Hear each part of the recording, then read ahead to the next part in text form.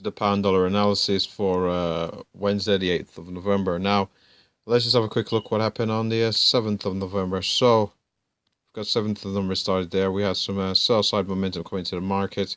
We have come down to 31.20, which we previously saw resistance in and around the 31.20, just over here to the left of the charts. We did see some resistance there. Now we have used it as support, and we've seen some more buy side momentum coming to the market. Now our sell-off was from a dynamic level of resistance on the chart. We've got this 200 period moving average here in blue.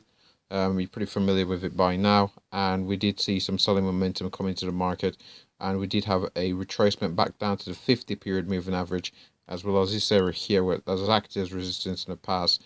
The confluence of these areas here, which were minus resistance, now acting as support, coupled with the 50 period moving average, we have seen a retracement of prices. Now we're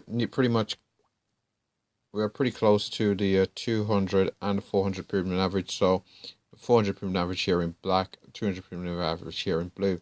So if we do break down from here again, we're looking, if we do hold 31.47, we actually traded straight through it last time, but if we're not able to hold 31.47 again, we're looking at these swing lows here in around this area, in around at 31.20. Again, if we don't see much resistance there, because these are very minor levels, we're looking for price coming out to this what's becoming a major level now, 30.93, and below which we'll be looking for the previous swing lows all the way down here in around that 30.40 level before we see a potential bounce in prices. Below 30.40, we're looking at 30.27 before we look at the round number of 130.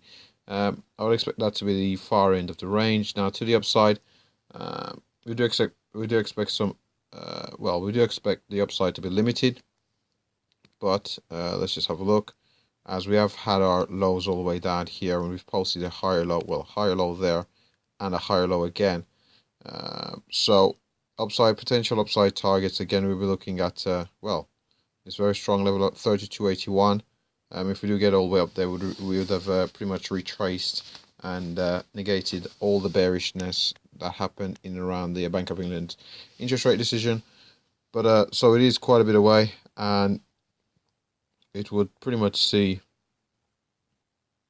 the somewhat bearish nature that we have seen, the bearish momentum we've seen in the pound pretty much reversed almost immediately, really. If it's within a week, it's a pretty strong turnaround. So overall, we'll be talking to 32.81 on the high side. Again, we might see some minor resistance in around this 32.40, but 32.81 is our upside target if we do successfully navigate the 200 and 400 period moving average.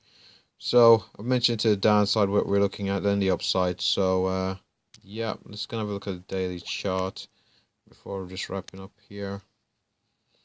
So get the scale on here correct. Again, on this daily chart, we had a pretty strong sell-off there, but we've seen some buy-side momentum come back into the market, and we do look poised to retest this candle open over here on the left, the very large bearish candle.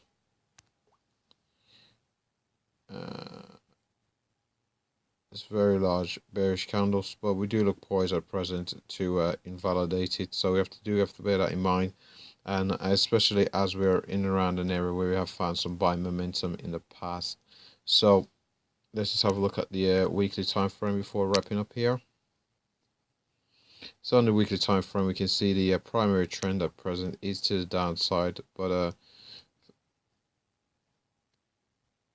to the downside. Sorry about this. Primary trend is to the downside at present, but we do have to be over 20 period moving average, potentially providing a platform for an upward moves and a shift in momentum. So that should wrap up the pound USD analysis. So before I go, LCS, like, comment, subscribe. Thanks for watching.